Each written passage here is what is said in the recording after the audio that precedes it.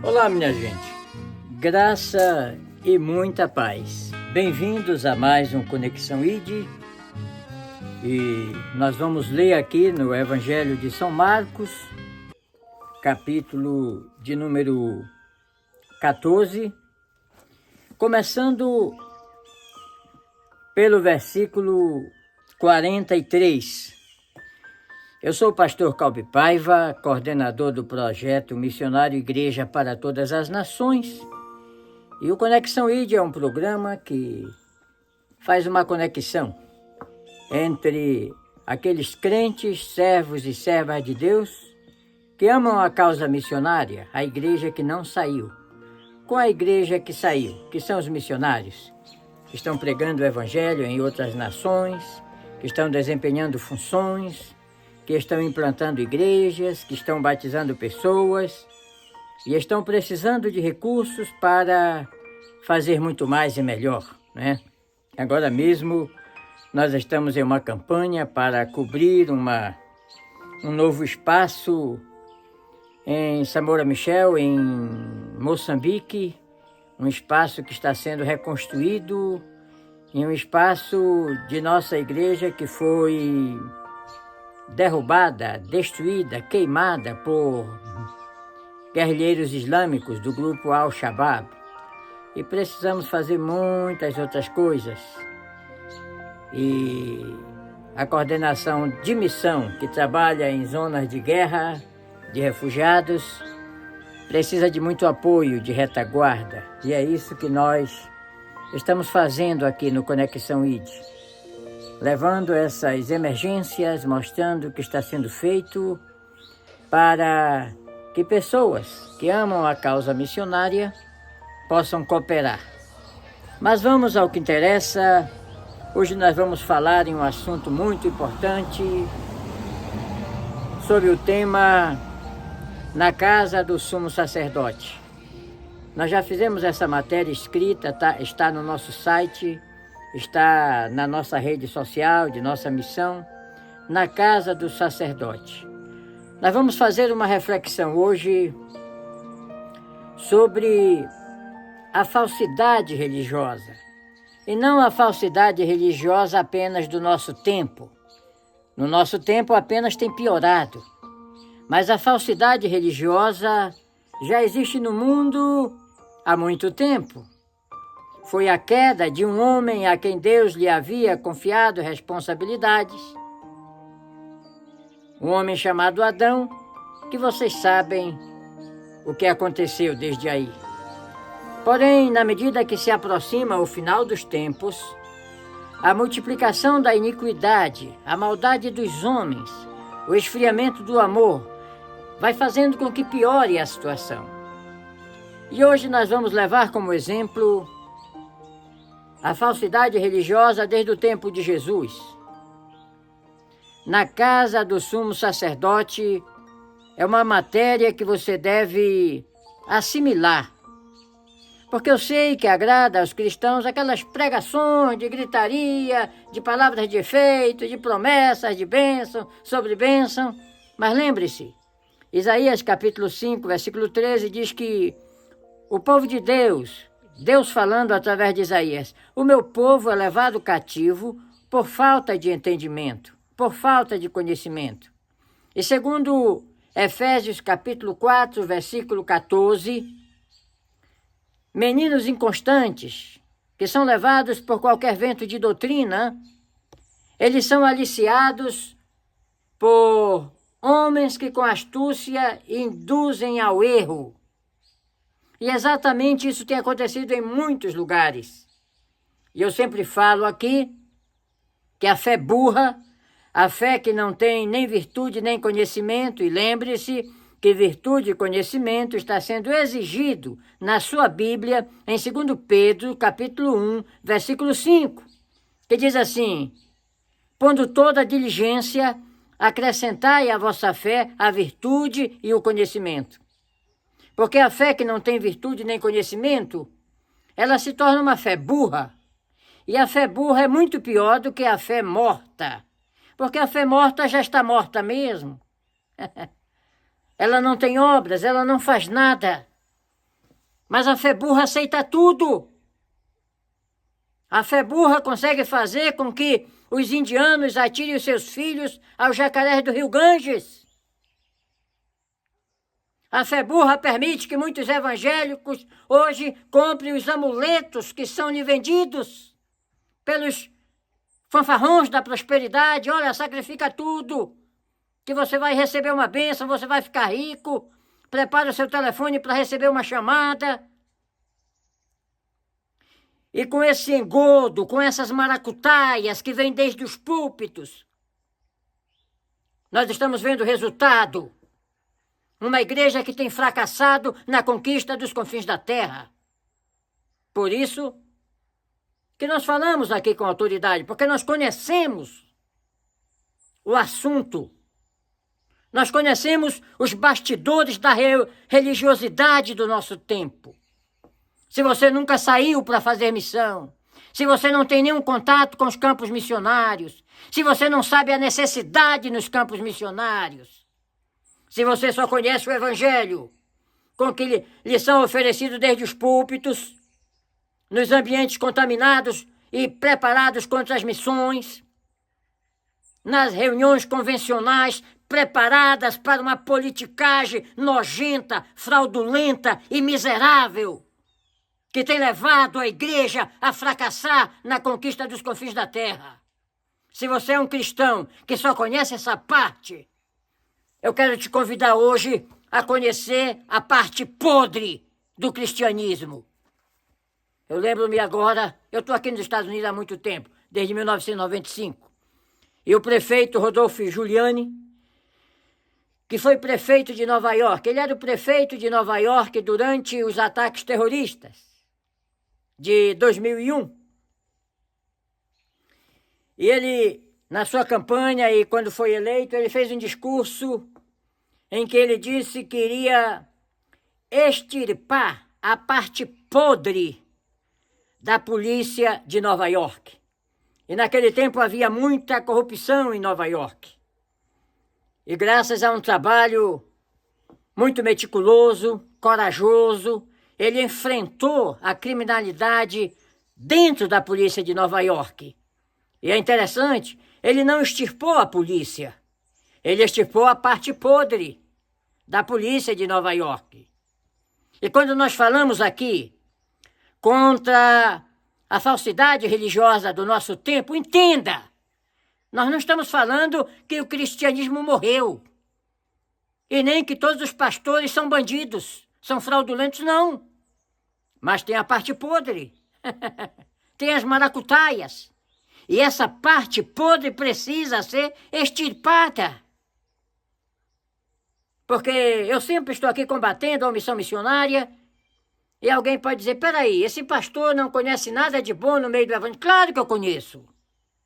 Eu guardo comigo o exemplo de homens que foram importantes na minha vida, no meu ministério.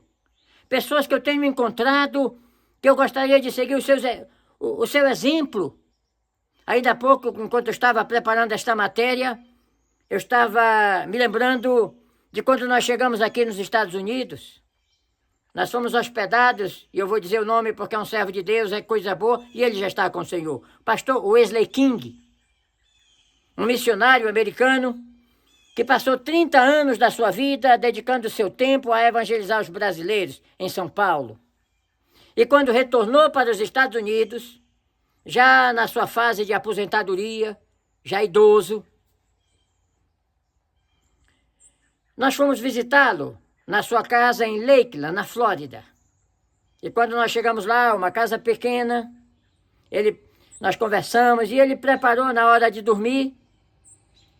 Ele me levou no quarto e disse, aqui é o quarto, pastor. Aqui é o quarto onde o senhor vai ficar com a sua esposa. E eu observei que era o quarto do casal, era o quarto dele. E ele já tinha preparado o sofá-cama na sala para dormir com a sua esposa. Eu digo, não, pastor, não faça isso, eu sou acostumado a dormir em qualquer lugar, eu venho da Amazônia. Disse, não, pastor, aqui nós estamos acostumados a fazer isso. Nós cedemos o nosso quarto para a visita e dormimos na sala. Que exemplo! Eu digo, uau, eu nunca tinha visto alguém fazer isso, mas que exemplo eu estou tendo aqui de um homem de Deus. São pessoas que fazem com amor, seguindo o que a Bíblia diz, ser hospitaleiro, quem exerce a misericórdia para fazer com alegria, quem distribui, faça com liberalidade. Eu aprendi muito com aquele homem de Deus. Outra vez eu estava me lembrando que eu fui fazer uns seminários pela Argentina, estava hospedado na casa de um empresário,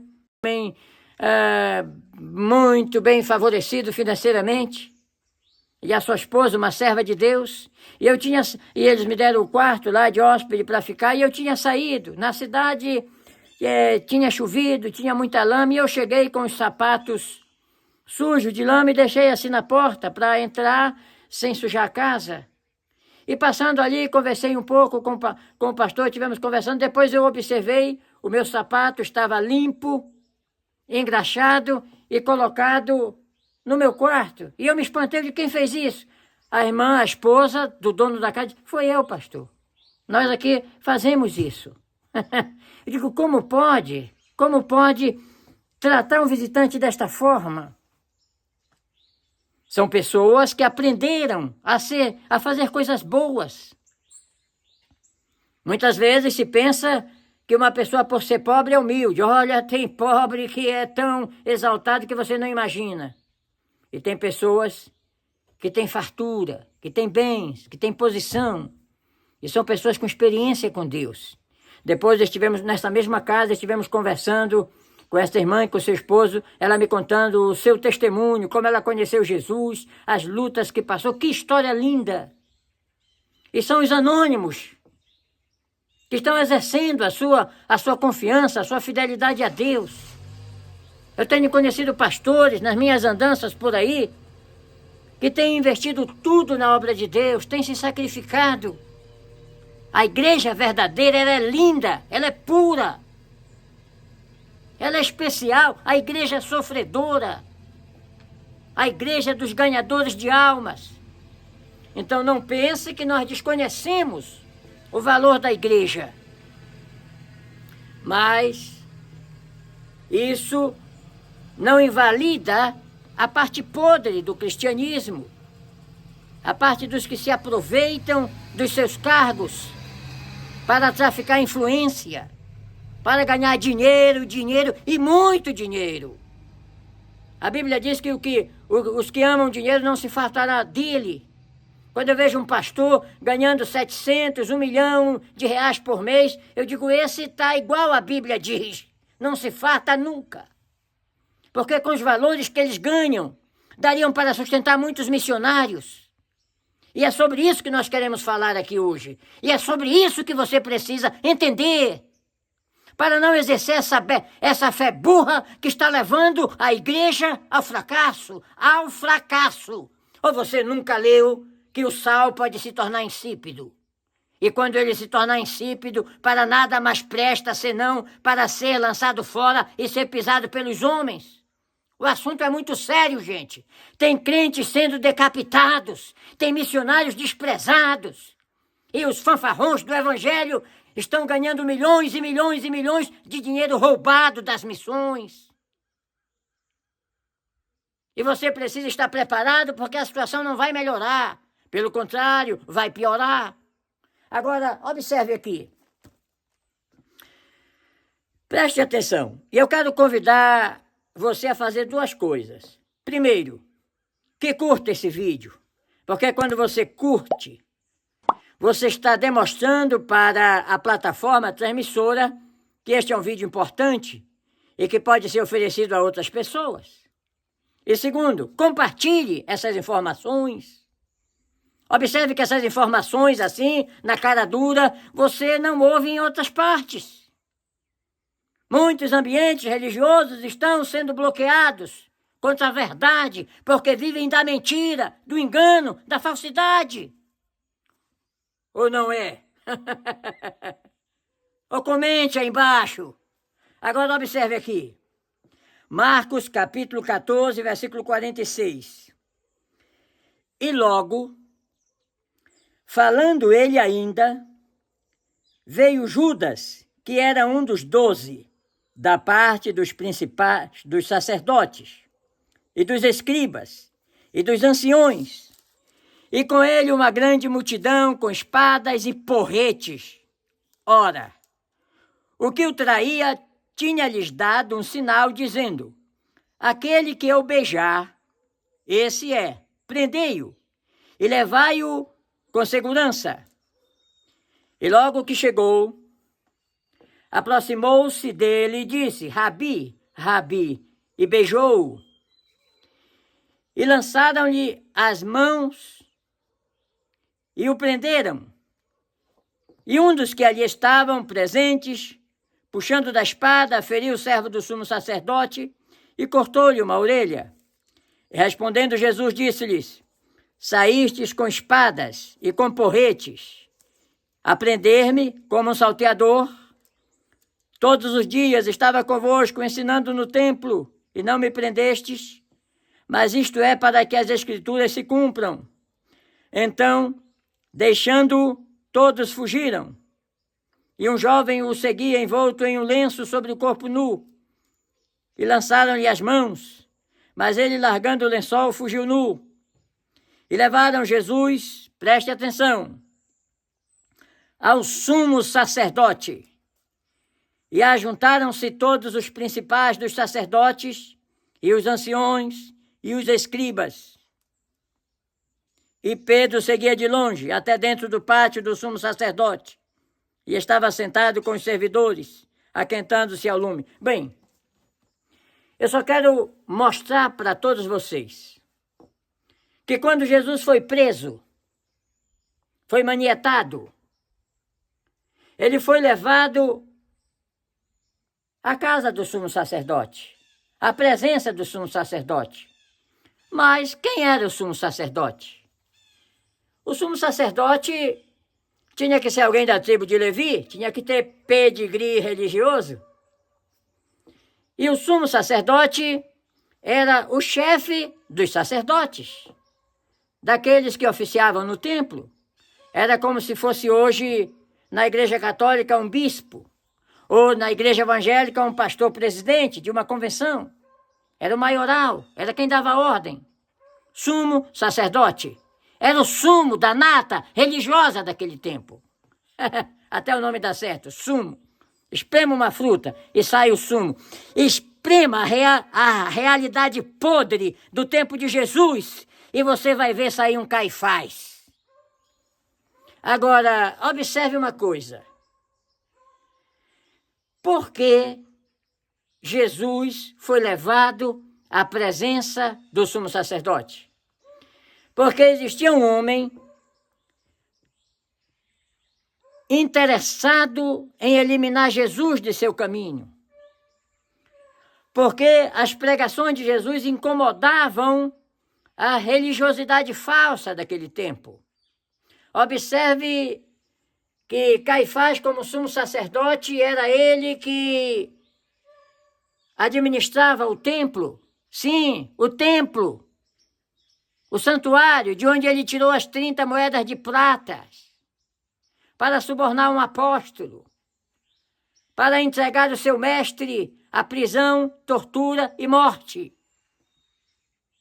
Caifás, ele tinha direito a usar as moedas do santuário para comprar, quem sabe, os lustres, para os cartiçais, o óleo para as luminárias, quem sabe, cortinas novas, uma tenda nova, alguma coisa que precisasse para a própria obra. Ele poderia usar aquele dinheiro para a manutenção de sua família, que como descendente da tribo de Levi, ele não tinha direito à repartição da terra, porque quando a terra prometida foi conquistada, os sacerdotes levitas não tiveram direito à repartição da terra, porque o trabalho deles era o santuário, eles não podiam se dedicar com outras coisas. Então ele poderia usar aquele dinheiro para comprar o pão o trigo, o óleo para a sua casa, a roupa para os seus filhos, o calçado, as sandálias, tudo ele poderia comprar com aquele dinheiro. Mas ele não podia usar aquele dinheiro para subornar um apóstolo. Ele não poderia usar aquele dinheiro como suborno. E aí é que está a questão. O dinheiro das ofertas, quando chega no santuário, pode ser desviado pelos que administram o sistema. Está dando para entender? E Caifás pegou aquelas moedas de prata e entregou a Judas. Para Judas dizer onde estava Jesus. Porque entenda uma coisa. Você tem que entender isso para poder compreender a cena do crime. A cena do crime. Lembra da cena do crime? Pois bem. Quando Jesus ressuscitou Lázaro dos mortos, um homem que já estava morto há 4 dias, a repercussão desse milagre inundou Jerusalém. E todos queriam ver Jesus. E a partir da ressurreição de Lázaro, muitos judeus passaram a crer em Jesus, se convertendo do judaísmo ao cristianismo. E isso importunou Caifás. Isso desagradou Caifás. E Caifás era um homem carismático. Era perverso. Não prestava. Era um bandido. Mas era carismático. Está dando para entender? Ele tinha uma garganta boa para pregar e ele persuadia as pessoas. Caifás era um homem tão competente que ele era capaz de fazer uma multidão que no domingo de Ramos cantou hosanas ao que vem em nome do Senhor, para, na mesma semana, na sexta-feira, gritar freneticamente, crucificam, crucificam, e para a mesma pessoa, Jesus. Está lembrado disso? Então Caifás era um líder carismático, tinha pedigree religioso. E sabe quem era Caifás? Eu estudei muito sobre Caifás, não dessa vez, de uma vez passada. Eu queria conhecer Caifás. Sabe quem era Caifás? Porque eu procurei me aprofundar sobre negligência religiosa, sobre omissão missionária. Eu procurei me aprofundar sobre isso. Eu sou um professor de missões. Eu treino pastores sobre a causa missionária. Eu tenho que entender esses assuntos. E eu passei a estudar Caifás, não apenas pela Bíblia, mas fora da Bíblia, nos livros históricos, no dicionário bíblico, nos livros de Flávio Joséfo, nos livros que contam a história do tempo antigo. E Caifás era um resultado de um conchavo religioso político. Eu sempre digo que um obreiro fraudulento já faz uma desgraça. Mas quando se reúne com um político corrupto, aí é a dinamite. Aí é a bomba atômica da perversidade. E foi isso que aconteceu no caso de Caifás. Porque o Império Romano precisava de um líder religioso, já que o rei Herodes, que tinha mandado construir um templo, porque o templo de Herodes não tinha nada de crente. Lembra-se de Herodes que mandou matar as crianças de 2 anos para baixo, que queria matar Jesus? Esse Herodes construiu um templo. Não era que ele era religioso, mas ele era um bom político. E ele sabia que para o Império Romano dominar a região, teria que agradar os judeus. E o templo realmente foi muito bonito. Porém, eles precisavam de um sacerdote, de um sumo sacerdote, que pudesse ser um infiltrado do Império Romano na Palestina. Alguém que pudesse disfarçar bem e jogar dos 2 lados. Esse era Caifás. E é interessante, não pensa que com a morte de Jesus, Caifás deixou o trono. Não. Ficou por 18 anos. Quem teve que ser disperso de Jerusalém foi a igreja. A igreja foi dispersa por causa da perseguição. Leia Atos dos Apóstolos. O martírio de São Estevão, o diácono da igreja, que foi morto apedrejado. Leia a história de Tiago, que foi morto ao fio da espada.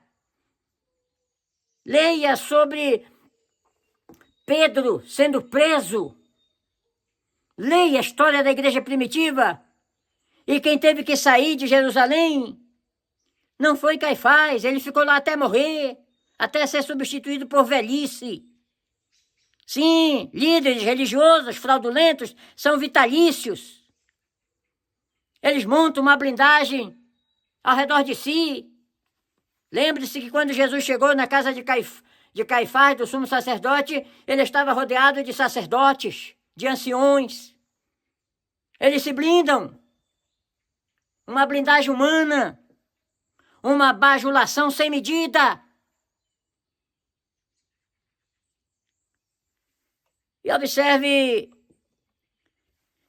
que Jesus foi levado ao matadouro. Foi preso, foi humilhado, foi morto por crucificação. Bem, o final da história vocês já sabem. Eu não quero me deter no final da história. Eu só quero mostrar que essa religiosidade falsa precisa ser combatida da forma que Jesus combateu. Observe que lá na casa de Caifás estavam também os escribas. Quem eram os escribas? Os escribas eram, digamos assim, os escrivãos daquela época. Escribas era quem transcrevia os textos bíblicos do seu original para as suas cópias, em um tempo em que não tinha prelo, não tinha imprensa. E eles faziam um bom trabalho. Sabe, nós devemos hoje aos escribas a originalidade da palavra de Deus. Enquanto eu estava no seminário estudando, eu fiquei sabendo que os escribas, no momento que eles iam grafar nos pergaminhos, nos papiros, a palavra Deus, eles paravam, se posicionavam em uma posição de reverência e metiam o pincel em uma tinta especial só para escrever a palavra Deus. Eles tinham uma reverência muito grande no trabalho que faziam e profissionalmente eles atuaram muito bem. Porém, em termos de caráter, de uma religiosidade falsa, Jesus os encarou, porque eles se juntavam com os fariseus. E quem eram os fariseus? Os fariseus faziam parte da principal seita do judaísmo, que eram religiosos ao extremo. Aquela religiosidade aparente. Porém, Jesus conhecia o que estava por dentro. Quantas vezes os escribas e fariseus chegaram onde estava Jesus para tentá-lo com palavra, para ver se conseguia alguma falha, algum deslize, para denunciá-lo às autoridades. Lembra-se da moeda do tributo? É lícito pagar tributo a César? Se Jesus dissesse que era lícito, eles iam colocar Jesus contra o povo, porque o povo estava sendo explorado pelo governo de Roma com altas taxas de imposto. E se ele dissesse, não é lícito pagar tributo a César, aí eles colocavam Jesus de encontro às autoridades romanas. Olha, tem um homem aqui que está dizendo que não é justo pagar tributo a César. É um subversivo. Porém, eles não levaram em conta a sabedoria de Jesus. E Jesus disse assim, dá-me aqui esta moeda. De quem esta efígie? De quem essa imagem que está na moeda? Disseram, de César. Então dai a César o que é de César e a Deus o que é de Deus. Aleluia. Outra hora eles chegaram com uma mulher que tinha sido apanhada no flagrante ato adulterando. E disseram, olha, Senhor, essa mulher foi apanhada no ato adulterando. E conforme a lei de Moisés, ela tem que ser morta apedrejada. Se Jesus dissesse, então podem apedrejá-la. E diziam, mas não é você que é o amor? Não é você que veio pregar o amor, a paz? E se ele dissesse, não matem a mulher. E já você está sendo contra a lei de Moisés, e já iam levar ele diante do sumo sacerdote. Olha, tem um homem aqui que está sendo desobediente às leis de Moisés. Mas eles não contavam que estava na presença de Jesus, o mestre dos mestres. Aleluia! E ele disse, olha, quem dentre vós estiver sem pecado, seja o primeiro a atirar a pedra. Aleluia! E a sua Bíblia diz que, começando pelos mais velhos, os que tinham mais pecado, começaram a sair de mansinho. E ficou só a mulher com Jesus. Jesus estava escrevendo na areia, na terra. Quando levantou a cabeça, disse, mulher, onde estão os teus acusadores? Não há ninguém mais, Senhor. E ele diz, nem eu também te condeno. Vai em paz e não peques mais. Aleluia! Essa nata religiosa que queria exterminar com o ministério de Jesus, ela continua ativa nos nossos tempos, nos nossos púlpitos, nas nossas escolas dominicais, nas nossas convenções, nos lugares de controle. E eles continuam tendo anciões bajuladores, dispostos a tudo para não perder as migalhas do sistema, apoiando qualquer injustiça, mesmo que seja para matar o Filho de Deus, não importa. O importante é não perder o cargo, é não perder a próxima oportunidade de permuta, é não perder a minha chance de ganhar 100, 200, 300 ou 1 milhão de reais por mês. Enquanto tudo isso ocorre, na casa de Caifás, os campos missionários estão sendo desprezados. Missionários têm voltado nos últimos anos, porque não têm conseguido fazer nada. Estão cansados de ver seus familiares passarem dificuldade. Muitos adoeceram nos canteiros de obras, sofrendo sequelas familiares. Porque uma nata de Caifáses, sedentos por dinheiro, estão no trono, estão comandando, assessorado por anciões e sacerdotes. Essa é a religiosidade podre dos nossos dias, que aqui das montanhas do estado da Virgínia nós combatemos. E felizmente, nós estamos encontrando pessoas, aleluia, de muitos lugares, de muitas igrejas, de algumas convenções. Não posso dizer muita, porque ainda não tem muito, quero que seja. Estão se aliando ao projeto para conseguir recurso para as missões, para que haja uma retaguarda de apoio para os missionários que estão fazendo a obra nos lugares difíceis, da África, da Ásia, de todos os lugares.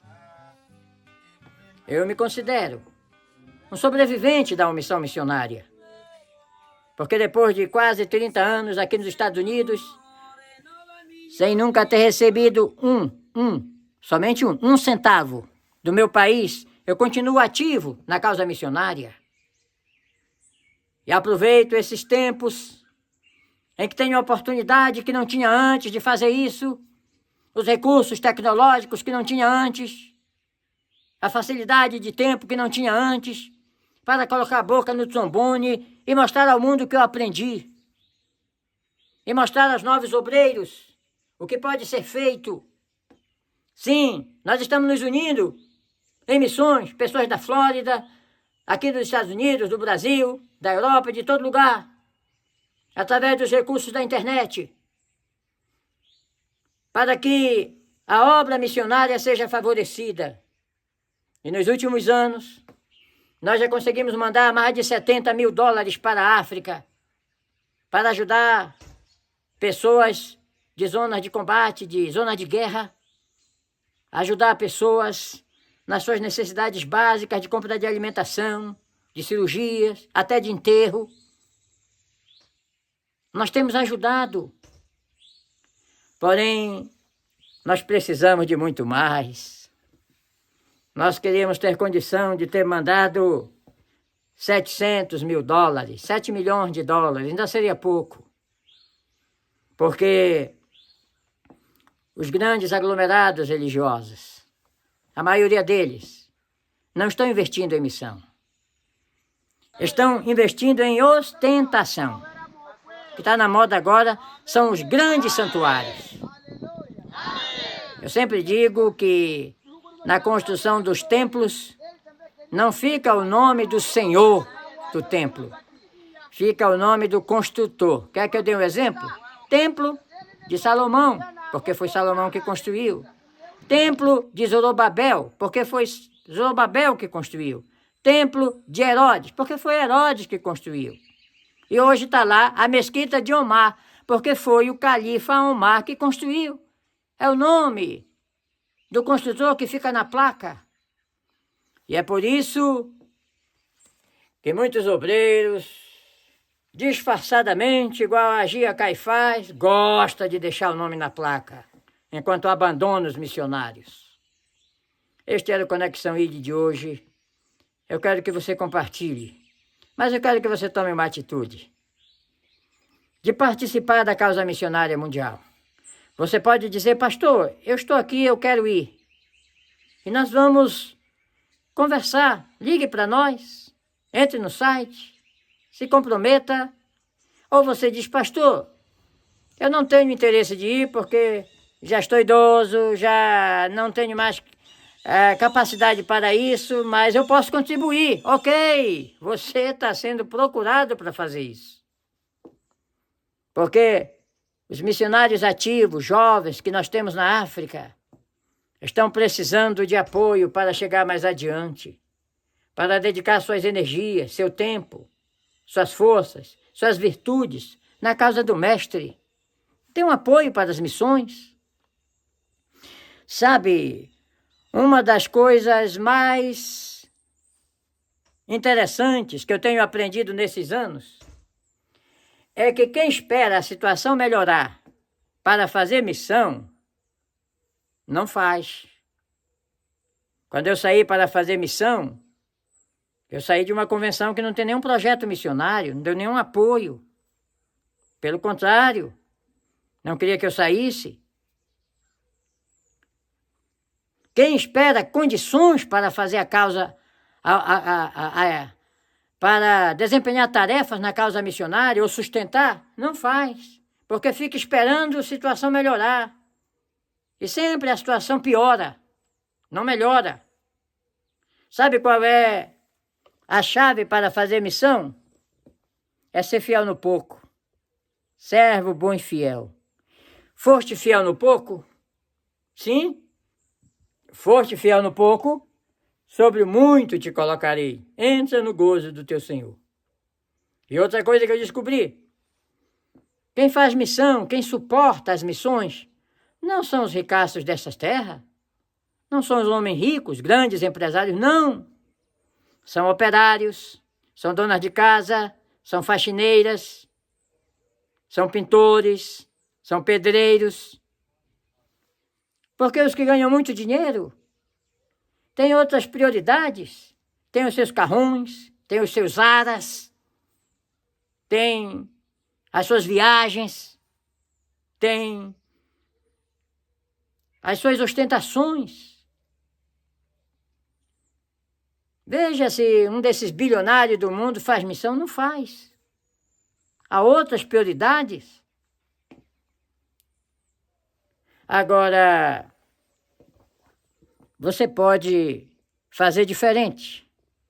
E esse ministério existe para fazer diferente.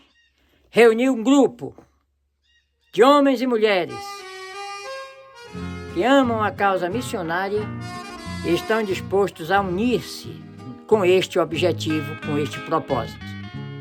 Se você gostaria de fazer parte deste grupo, eu quero te convidar a participar. Você vai ver que é maravilhoso. Tudo o que está sendo feito, você vai saber o que está sendo feito.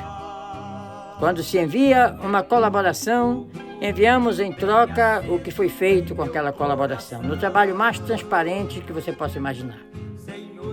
Una-se a nós, porque nós temos pouco tempo para agir e muita coisa para fazer. Lembrando, compartilhe esse vídeo. Que Deus lhe abençoe. Paz, pastor Calvin.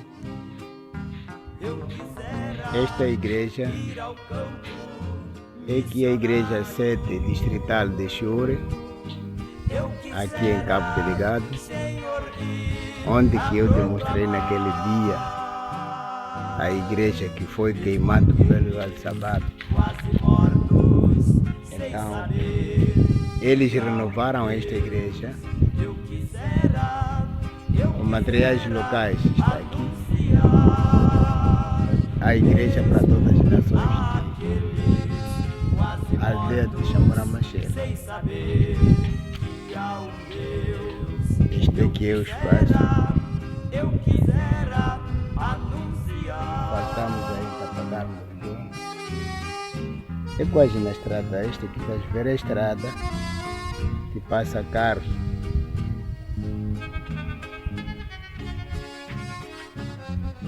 Este aqui é o pastor distrital. Vou dar prioridade também ele para falar. Eu sou o meu Antônio Paulo Bessa, que é o pastor distrital desta igreja para todas as nações. Obrigado pelo pai Calvin. Eu sou Valeriano Seliman, sou vice-pastor distrital de Xamoramachel. Obrigado, papá, Calvin. Eu quisera ir ao campo missionário. Eu quisera. Então aqui sempre cada vez mais histórias, eventos, relatórios, o pedido de oleado. Pelo menos esta igreja como está muito grande, precisamos de 2 rolos, logo 100 metros de plástico, para não cair com esta chuva. Quase todas aquelas igrejas que eu te mandei, recebi relatório a pedido de plásticos, mas estou de explicar isso para já incluir nas orações. Obrigado, Deus te abençoe.